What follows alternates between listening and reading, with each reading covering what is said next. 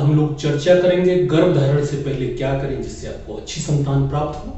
हमारे जो ग्रंथ हैं वो क्या कहते हैं, आधुनिक शास्त्र क्या कहता है। तो सबसे पहले मेरे चैनल को सब्सक्राइब करें, अच्छा लगे तो लाइक करें।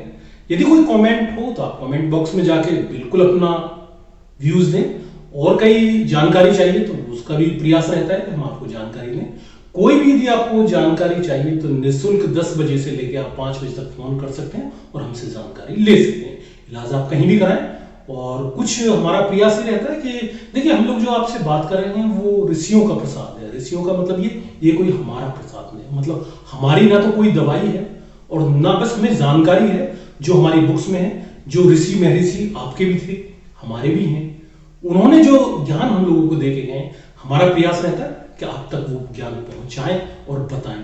तो चलिए ज्यादा आपका वक्त ना लेते हुए सीधे मुद्दे पे कि गर्भधारण से पहले हम लोग क्या ऐसी चीज करें कि जिससे हमारा बच्चा अच्छा हो, बीच में हैबिचुअल अबॉर्शन वगैरह की और इस तरह की दिक्कत ना आए। तो उसके लिए मैं बताऊंगा। अभी एक अध्ययन हम लोगों के पास में आया था, जो कि देखिए हम लोग तो जो बताते हैं उसको तो कोई जब बाहर विदेश से अध्ययन आता है तभी हम लोगों की बात प्रूव होती है। तो मैं उसी बात को आपको बताना चाहूंगा। कोई दक्षिण एशिया के देशों में एक अंतर्राष्ट्रीय शोध हुआ था अभी कुछ दिन पहले, तो उसमें जानकारी दी गई थी। वही जानकारी मैं आज आपको दे रहा हूं। कोई ऐसी जानकारी नहीं है कि कोई मेरे पास में, ये दूसरे देशों की जानकारी है जो मैं आपको आज साझा कर रहा हूं। उसमें मतलब 3 ग्रुप बनाए गए थे। जो शोध हुआ था उसमें कुछ निम्न आय वर्ग की स्त्रियां थी, इसके बाद में कुछ हाई उसकी थी और कुछ उच्च वर्ग की थी। तो उसमें यह देखा गया था कि एक समूह को जो हम लोगों ने लिपिड आधारित, लिपिड का मतलब होता है कि जो घृत में दवाइयां बनाई जाती हैं, और हमारी जितनी भी दवाइयां हैं वो घृत में ही बनाई जाती हैं, लिपिड्स इसको हम लोग कहते हैं। तो उसमें हम लोगों ने मतलब उसमें जो उन्होंने दिया था 3 महीने का लिपिड आधारित माइक्रोन्यूट्रिएंट सप्लीमेंट उन्होंने दिया था। और उसके बाद में उन लोगों ने देखा था कि उन बच्चों की लंबाई काफी अच्छी रही जिनको नहीं दिया गया। तो ये लिपिड आधारित जो मेडिसिन है हम लोगों के यहाँ शतावरी घृत, कुमार कल्पद्रुम घृत, फल घृत और इसके अलावा और भी कई जो घृत का उपयोग किया जाता है यूट्रस के लिए, हमारे ऋषि महर्षियों ने पहले ही ये बताया था कि यही आप दवाई लें। जो आप देखते हैं अभी तक कि मैंने कोई आसव ले लिया या मैंने कोई टैबलेट ले ली, तो वही मेरा फोकस था आपको क्लियर करने का कि जो यूट्रस से संबंधित बीमारी होती है या जो बच्चा पैदा करने वाली जो भी हम लोग दवाई देते हैं, जनरली सबसे अच्छा उपयोग जो उसका किया जाता है वो लिपिड आधारित होता है।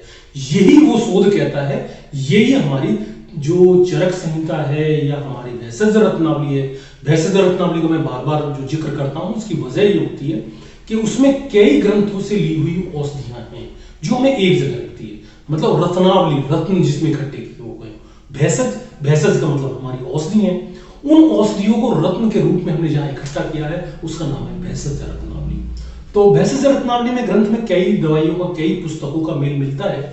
तो उसमें यही लिखा हुआ है कि जितनी भी लिपिड आधारित औषधियां हैं, गर्भ यदि धारण नहीं हो रहा है तो यदि आप उनको लेते हैं तो निश्चित रूप से आपको जो सफलता है वो कई गुना बढ़ जाती है।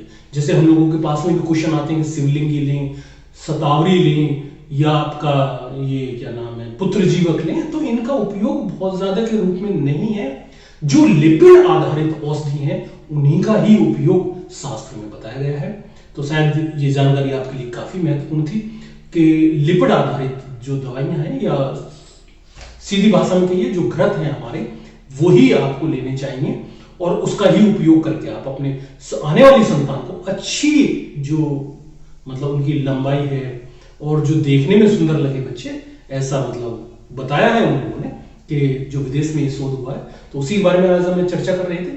तो सुनने के लिए धन्यवाद। आपका कोई भी कमेंट हो आप जरूर लिखें। नमस्कार।